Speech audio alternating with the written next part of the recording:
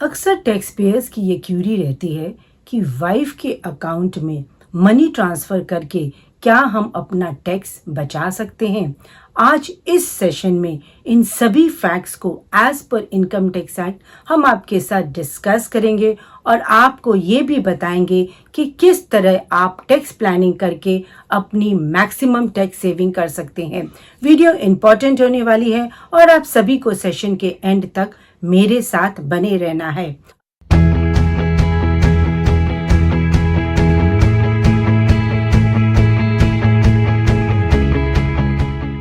Hi friends, I am CA Anita Agarwal. Welcome back to my channel. यदि आपने अभी तक मेरा चैनल सब्सक्राइब नहीं किया है तो subscribe my channel and press the bell icon ताकि आपको इस तरह की वैल्यूएबल इंफॉर्मेशन की नोटिफिकेशंस मिलती रहे। Like the video and share with your friends and relatives in order to create awareness. चलिए इन सारी बातों को, इस पूरे कंसेप्ट को एक सिंपल लैंग्वेज में समझते हैं। जब भी हस्बैंड अपने वाइफ के अकाउंट में मनी ट्रांसफर करता है एज अ गिफ्ट, तो उस केस में as per section 56 sub section 2 clause 10 of the income tax act, gift from a relative is fully exempted. यहाँ वाइफ रिलेटिव की डेफिनेशन में फॉल करती है, तो ये जो भी मनी हस्बैंड ने वाइफ के अकाउंट में एज अ गिफ्ट ट्रांसफ़र किया है वो फुली एग्जेम्प्टेड है। उस पर कोई भी टैक्स की एप्लीकेबिलिटी नहीं होगी और इसमें कोई भी अपर लिमिट नहीं है। हस्बैंड चाहे कितना भी पैसा अपने वाइफ के अकाउंट में एज अ गिफ्ट ट्रांसफ़र कर सकता है और ये फुली एग्जेम्प्टेड है।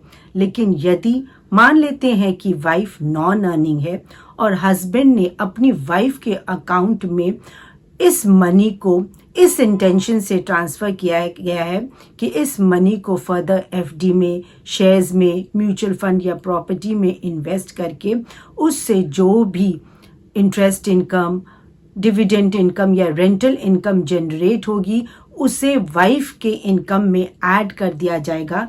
यहाँ वाइफ की और कोई सोर्स ऑफ इनकम नहीं है और फाइनेंशियल ईयर 25-26 में, जैसे कि आप सभी जानते हैं कि आपकी 12 लाख तक की इनकम पर टैक्स फ्री है और इस तरह से काफ़ी टैक्स बचाया जा सकता है। पर यहाँ पर एक ट्विस्ट है। यहाँ पर इनकम टैक्स एक्ट का section 64 sub section 1 clause 4 clubbing provisions plays a important role. अगर हस्बैंड वाइफ को कोई एसेट या मनी ट्रांसफ़र करके विदाउट एडुकेट कंसिडरेशन वाइफ और उस मनी से अगर फर्दर इन्वेस्टमेंट होती, उससे इनकम जनरेट हो रहा है, तो उस केस में जो भी इनकम जनरेट हो रही है उसे हस्बैंड की इनकम में क्लब किया जाएगा।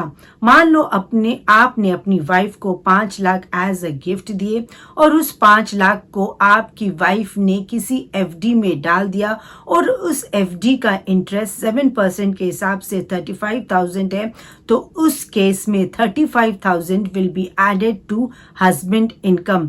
वाइफ के नाम एफडी होने पर भी टैक्स वाइफ नहीं भरेगी, यहाँ पर टैक्स हस्बैंड को ही पे करना होगा।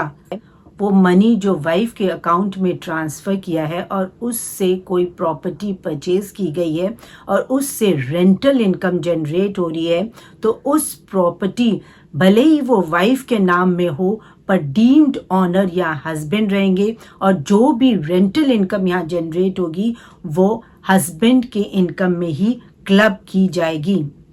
यहाँ पर कुछ एक्सेप्शंस हैं जहाँ पर क्लबिंग प्रोविजंस एप्लीकेबल नहीं होते हैं। अगर आप इन बातों को समझकर प्लानिंग करें तो आप जेन्युइन और लीगली टैक्स सेविंग कर सकते हैं। पहला एक्सेप्शन ये है कि अगर हस्बैंड ने अपनी वाइफ के अकाउंट में कोई भी मनी ट्रांसफ़र किया और वाइफ ने अपनी स्किल के बेसिस पे उससे कुछ भी इनकम जनरेट की, तो उस केस में उसे वाइफ की इनकम माना जाएगा और उस इनकम को हस्बैंड की इनकम में क्लब नहीं किया जाएगा। Exception 2 is the pin money. अब ये पिन मनी क्या है? अगर हस्बैंड वाइफ को घर खर्च, डेली एक्सपेंसेस के लिए कुछ पैसे दे रहा है और उस पैसे में से वाइफ अपना स्किल अप्लाई करके कुछ पैसे बचा लेती है। उस पैसे को चाहे तो वो अपने पर्सनल एक्सपेंसेस में यूज़ कर दें, और यदि उस पैसे को वो फर्दर इन्वेस्ट करके उसने अपनी यहाँ पर स्किल लगाकर उस पैसे को इन्वेस्ट किया और उससे कुछ इनकम जनरेट की, तो वह इनकम भी हस्बैंड की इनकम में क्लब नहीं की जाएगी। थर्ड एक्सेप्शन इज वाइफ को गिफ्ट न देकर जो भी मनी हस्बैंड अपनी वाइफ के अकाउंट में एज अ गिफ्ट ट्रांसफर कर रहा है, उसे एज अ गिफ्ट ना देकर एज अ लोन अगर वो उसे दे रहा है, तो उस केस में यहाँ पर कुछ बातों का उसे ध्यान रखना होगा कि हमेशा एक लोन एग्रीमेंट होना चाहिए। अगर वो लो इंटरेस्ट या मिनिमल इंटरेस्ट चार्ज कर रहा है तो इस इंटरेस्ट की पेमेंट रेगुलर बेसिस पे वाइफ के अकाउंट से हस्बैंड की अकाउंट में जानी चाहिए। और जो भी लोन से अगर जो भी लोन हस्बैंड ने वाइफ को दिया है उससे वाइफ अगर कुछ बिजनेस कर रही है या अपने स्किल से वो उस लोन से अगर कुछ भी इनकम जनरेट कर रही है, तो इस केस में भी क्लबिंग प्रोविजंस अप्लाई नहीं किया जाएगा। पर यहाँ पर आपको कुछ बातों का खास तौर से ध्यान रखना होगा।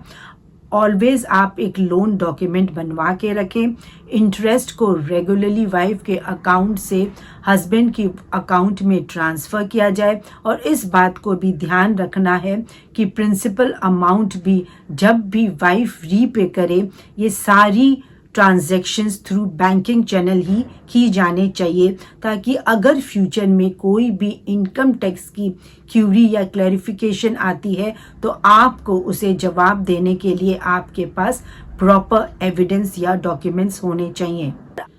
अगर आप वाइफ को पैसा एज ए गिफ्ट ट्रांसफ़र कर रही है और वाइफ उसे फर्दर टैक्स फ्री इंस्ट्रूमेंट्स में इन्वेस्ट कर रही है, जैसे PPF, ELLs, tax free bonds, Sukanya Samriddhi scheme, इन सभी केसेस में भी क्लबिंग प्रोविजंस एप्लीकेबल नहीं किए जाते हैं। अगर हस्बैंड वाइफ के अकाउंट में मनी ट्रांसफ़र करता है और उस पैसे से वाइफ अपना बिजनेस स्टार्ट करती है और आगे जाके वाइफ भी अपना कुछ मनी उस बिजनेस में कंट्रीब्यूट करती है, उस केस में उस बिजनेस से जो भी इनकम जनरेट होगी वो हस्बैंड के इनकम में क्लब की जाएगी on proportionate basis. Profit into the capital contributed by the husband divided by the total capital। जब भी इस तरह की कोई भी ट्रांजैक्शंस की जाए, जब भी आप अपने वाइफ के अकाउंट में पैसे ट्रांसफ़र करते हैं एज अ गिफ्ट या एज अ लोन, तो कुछ बातों का आपको ख़ास तौर से ध्यान रखना है। हमेशा ये ट्रांसफ़र थ्रू बैंकिंग चैनल ही करें। जो भी आप as money as a gift transfer कर रहे हैं उस केस में आपको गिफ्ट डीड जरूर बनवानी चाहिए, और यदि आप लोन दे रहे हैं तो वहाँ पर आपको लोन एग्रीमेंट बनवाना चाहिए। अगर वाइफ किसी भी तरह का गिफ्ट रिसीव करती है, किसी भी ओकेशन पर अगर गिफ्ट रिसीव किया जाता है, चाहे वो वेडिंग ओकेशन हो या कोई भी फंक्शंस हो, सेरेमनी हो, जो भी गिफ्ट्स रिलेटिव से रिसीव किया जाता है उसे स्त्री धन कहा जाता है। और इस एग्जेम्प्टेड इनकम को for the purpose of compliance and transparency wife को अपनी ITR में शेड्यूल EI में रिपोर्ट ज़रूर करना चाहिए। वहीं हस्बैंड्स को जब भी इस तरह की कोई भी इनकम उनकी इनकम में क्लब की जाती है तो उन्हें अपनी ITR में शेड्यूल SPI में इसे रिपोर्ट जरूर करना चाहिए। Hope guys this video has added value to you. Thanks for your valuable time. जय हिंद।